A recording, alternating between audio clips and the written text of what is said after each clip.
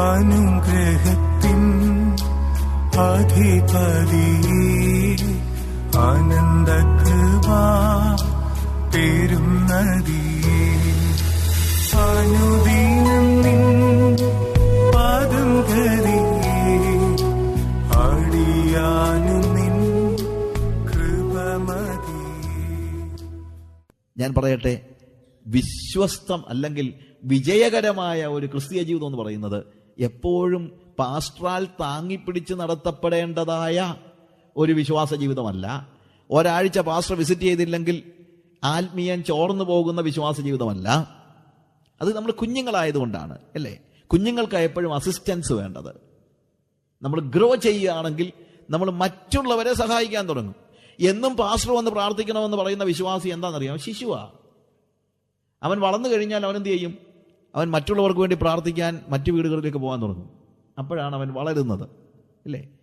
കുഞ്ഞുങ്ങളെപ്പോഴും സ്വീകരിച്ചുകൊണ്ടിരിക്കുകയാണ്, പ്രായമുള്ളവരെപ്പോഴും കൊടുത്തുകൊണ്ടിരിക്കുകയാണ്.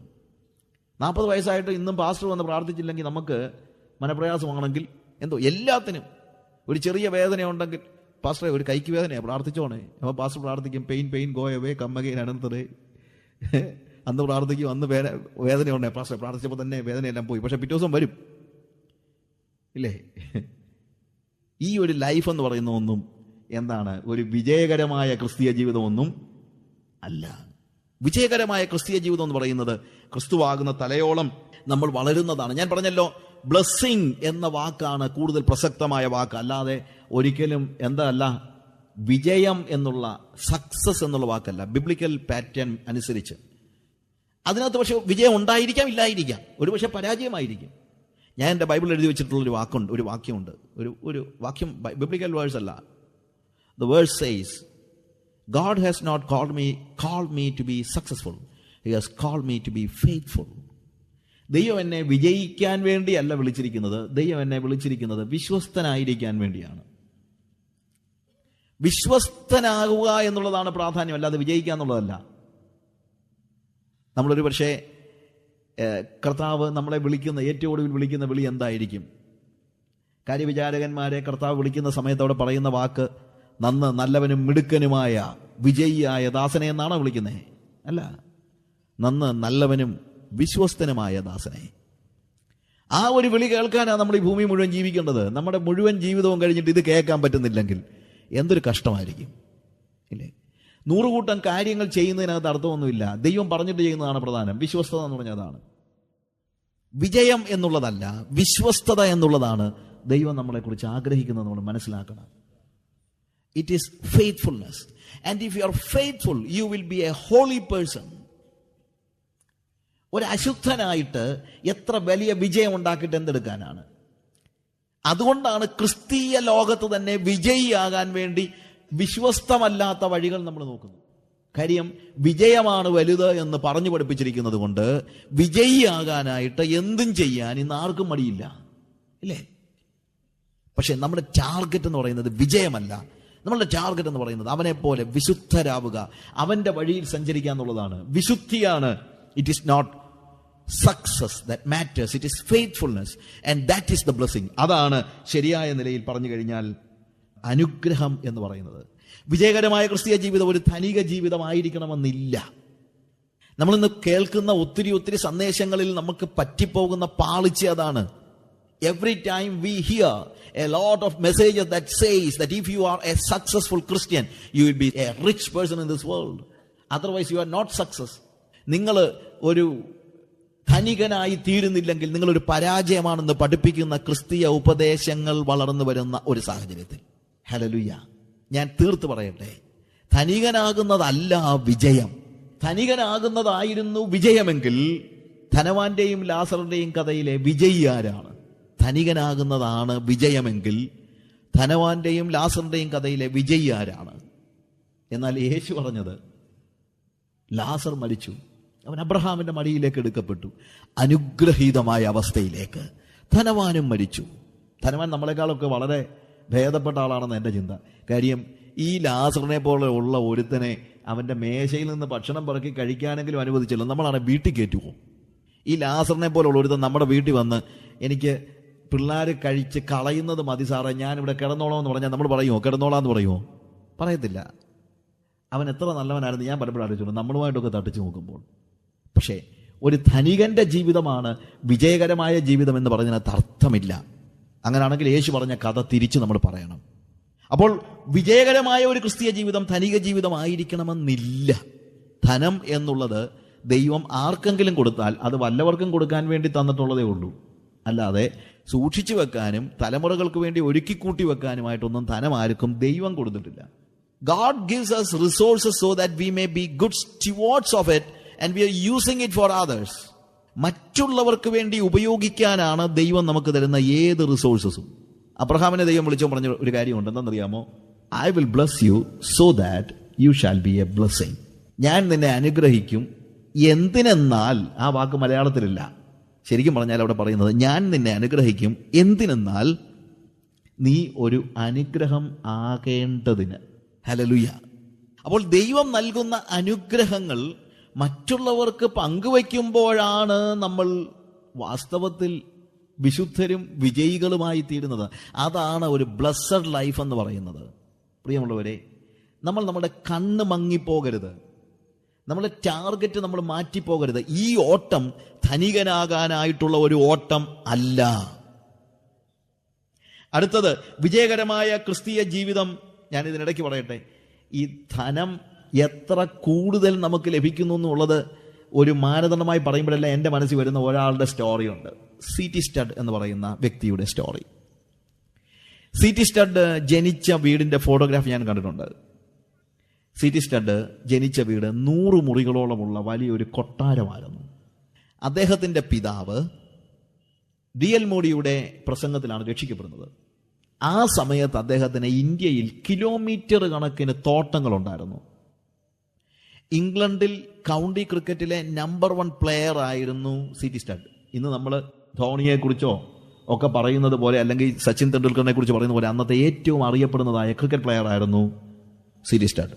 Cambridge യൂണിവേഴ്സിറ്റിയിൽ ഒരിക്കൽ D.L. Modi വന്ന് പ്രസംഗിച്ചപ്പോൾ, അപ്പൻ D.L. മോഡിയുടെ പ്രസംഗം കേട്ട് രക്ഷിക്കപ്പെട്ട വ്യക്തിയാണ്.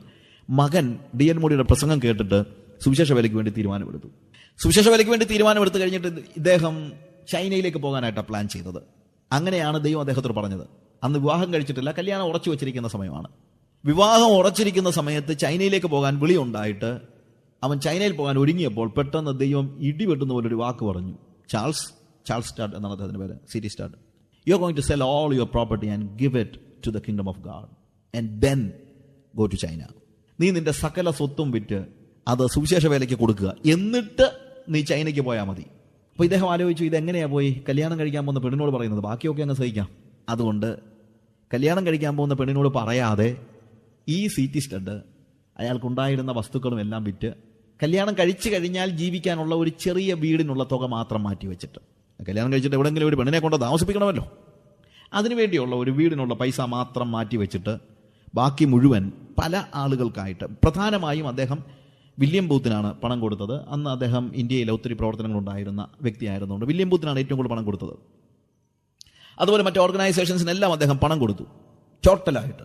എന്നിട്ട് ഭാര്യയുടെ അല്ലെങ്കിൽ ഭാര്യയാകാൻ പോകുന്ന ഫിയാൻസിയുടെ അടുത്ത് എന്നിട്ട് പറഞ്ഞു, ഞാനൊരു കാര്യം നിന്നോട് പറയട്ടെ, ദൈവം എന്നോടൊരു കാര്യം പറഞ്ഞു. അവൾ നല്ല വിശുദ്ധയായ സ്ത്രീയാണ്. അവളെ ചോദിച്ചു, എന്താ ദൈവം പറഞ്ഞത്? ദൈവം എന്നോട് പറഞ്ഞു, നീ നിനക്കുള്ളതെല്ലാം വിറ്റ് സുവിശേഷ വേലയ്ക്ക് കൊടുക്കുക, എന്നിട്ട് നീ ചൈനയ്ക്ക് പോകാൻ പറഞ്ഞു. അപ്പോൾ ചൈനയ്ക്ക് പോകാൻ ഇവർ രണ്ടുപേരും ഒരുങ്ങിയിരിക്കുക. അതുകൊണ്ട് ഞാൻ നിന്നോട് ചോദിച്ചില്ല, ഞാൻ എല്ലാം വിറ്റു. നമുക്ക് കല്യാണം കഴിഞ്ഞിട്ട് താമസിക്കാനുള്ള ഒരു ചെറിയ വീടിനുള്ള സാഹചര്യം ഒഴികെ ബാക്കിയെല്ലാം വിറ്റ് ഞാൻ സുവിശേഷ വേലയ്ക്ക് വേണ്ടി കൊടുത്തു. ഇവൾ ഈറ്റപ്പുലിയെ പോലെ ഒരു ചാട്ടം, നിങ്ങളെന്നോട് ഒറ്റ അക്ഷരം മിണ്ടിപ്പോയേക്കരുതെന്ന്. ദാഹപ്പാടെ വിഷമിച്ചു പോയി അവൻ. C.T. സ്റ്റഡ് ചോദിച്ചു, ചാൾസ് ചോദിച്ചു, ഹണി വാട്ട് യു സേ? എന്നോട് ദൈവം പറഞ്ഞതല്ലേ? ദൈവം എന്നാ നിങ്ങളോട് പറഞ്ഞത്? ദൈവം എന്നോട് പറഞ്ഞു നിനക്കുള്ളതെല്ലാം വിറ്റ് സുവിശേഷ വേലയ്ക്ക് കൊടുക്കാൻ. ഉണ്ട് ഇവള് തിരിച്ചു പറയാ, എന്നിട്ട് നിങ്ങളെന്താ എല്ലാം വിൽക്കാതെ ഇവിടെ വന്നത്? എന്തിനു വേണ്ടിയാണ് നിങ്ങൾ ആ വീട് മാറ്റി വെച്ചിരിക്കുന്നത്?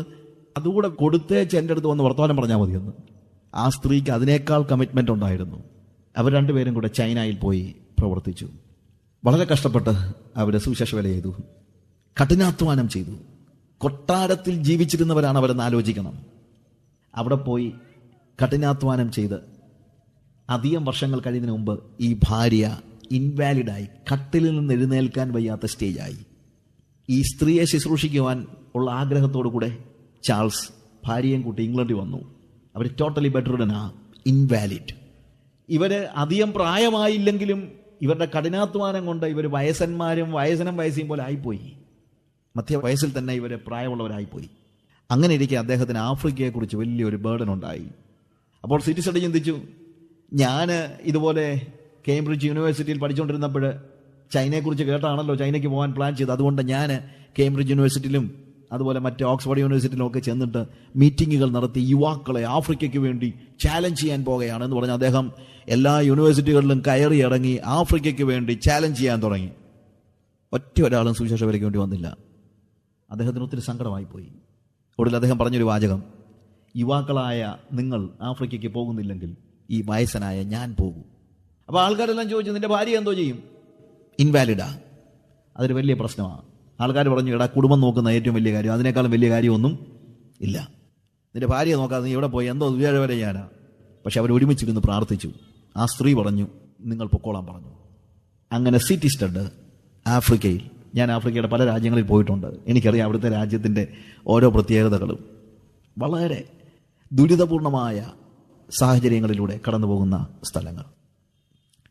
അവിടെ പോയി അദ്ദേഹം, ഞാൻ സാധാരണ പോകുന്ന കിളിമാൻ എന്ന് പറഞ്ഞ സ്ഥലത്ത്, അവിടെ ഈ ഇഷ്ടംപോലെ തെങ്ങുണ്ട്.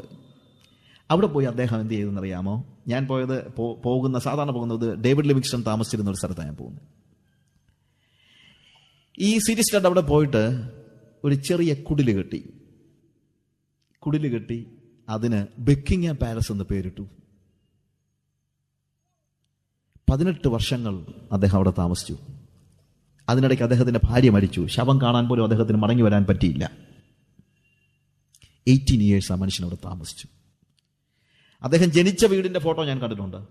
അദ്ദേഹം താമസിച്ച ബക്കിംഗ്ഹാം പാലസ് എന്ന് പേരിട്ട കുടിലിന്റെ ഫോട്ടോ ഞാൻ കണ്ടിട്ടുണ്ട്. അയാളുടെ ജീവിതം ഒരു വിജയകരമായ ജീവിതമായിരുന്നോ? നിങ്ങൾ പറ. വേറെ പല ആളുകളുടെയും ജീവചരിത്രങ്ങളൊക്കെ ഞാൻ വായിച്ചിട്ടുണ്ട്. ദൈവദാസൻ ജനിച്ച വീട് ഒരു കുടില്, ഇപ്പോൾ താമസിക്കുന്ന വീട് 100 മുറികളുള്ള കൊട്ടാരം. കർത്താവ് ദൈവദാസനെ അനുഗ്രഹിച്ച അനുഗ്രഹങ്ങൾ. എന്താണ് അനുഗ്രഹം? ദൈവം പറയുന്നത് കേട്ട് ദൈവത്തിന് വേണ്ടി ത്യാഗപൂർണമായി സുവിശേഷ വേല ചെയ്യുന്ന ഒരു വ്യക്തിയുടെ ഇതുപോലെയുള്ള ഒരു ജീവിതമാണോ, അതോ ലാഭങ്ങൾ മാത്രം കൊയ്യുന്ന ഒരു വ്യക്തിയുടെ ജീവിതമാണോ? ഞാൻ ആരെ കുറ്റം വിധിക്കാനൊന്നും പറയല്ല. പക്ഷേ വിജയകരമായ ജീവിതം എന്ന് പറയുന്നത്, ഇന്നത്തെ ഏറ്റവും വലിയ പ്രശ്നം, നീ ഇന്നും കുടിലിൽ കഴിയുന്നത് എന്താ?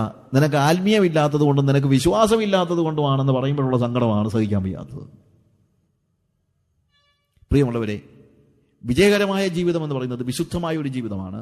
വിജയകരമായ ജീവിതം എന്ന് പറയുന്നത് ദൈവം പറഞ്ഞ കാര്യങ്ങൾ ചെയ്യാൻ മറ്റു വഴികൾ തേടാത്തവന്റെ ജീവിതമാണ്. ക്രൂശിന്റെ മാർഗത്തെ ബൈപ്പാസ് ചെയ്യാത്തവനാണ് വിശുദ്ധനായ വ്യക്തി. അവനാണ് അവന്റെ ടാർഗറ്റ്. അവന്റെ ലക്ഷ്യത്തിലേക്ക് അവൻ പോകുന്നത് ക്രൂശിന്റെ വഴിയിൽ തന്നെ ആയിരിക്കും. കാര്യം അവന്റെ നാഥൻ പോയ വഴി മാത്രമേ അവന് തെരഞ്ഞെടുക്കാൻ കഴിയുകയുള്ളൂ.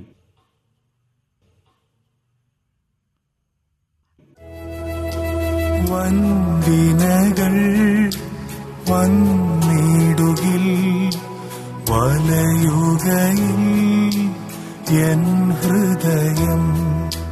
വന്ദിനകൾ വന്നിടുകിൽ വലയുകയിൽ എൻ ഹൃദയം. വല്ലഭനേ എന്ന ഭയം വന്നിടുമോ പിന്നെ ഭയം? വല്ലഭനേ എന്ന ഭയം വന്നിടുമോ പിന്നെ ഭയം? തന്നുയിരേ പാപികൾക്കായി തന്നവനാ നീയും. തന്നുയിരേ പാപികൾക്കായി തന്നവനാ നീയും.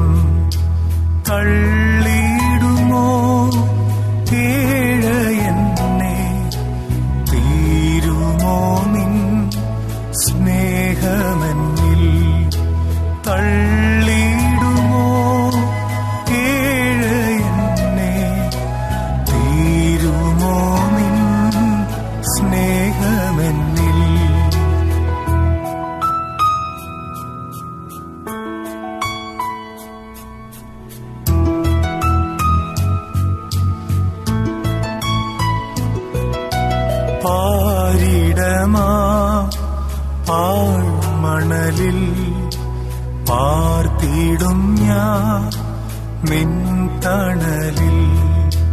പാരിടമാ പാഴ്മണലിൽ പാർത്തിടും ഞാൻ നിൻ തണലിൽ. മരണദിനം വരും അളവിൽ മറഞ്ഞിടും ഞാൻ നിൻ മാർവിടത്തിൽ. മരണദിനം വരും അളവിൽ മറഞ്ഞിടും ഞാൻ നിൻ മാർവിടത്തിൽ.